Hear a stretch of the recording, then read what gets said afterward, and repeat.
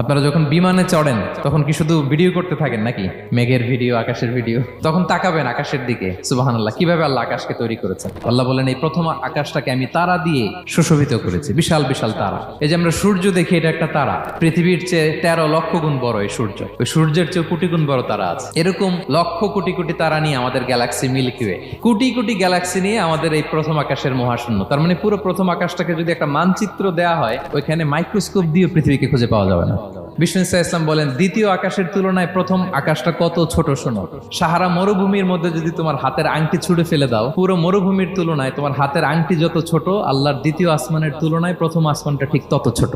আবার তৃতীয় আসমানের তুলনায় দ্বিতীয় আসমানটা ঠিক ওই রকম। এইভাবে 7 আসমান, এরপরে আল্লাহর কুরসি, যেখানে আল্লাহ তার কুদরতি পা রাখেন। তো 7 আসমানটা যত বড়, পুরো সাহারা মরুভূমির মধ্যে আংটি ফেলে দিলে মরুভূমির তুলনায় আংটি যত ছোট, আল্লাহর কুরসির তুলনায় পুরো 7 আসমানটা ঠিক তত ছোট।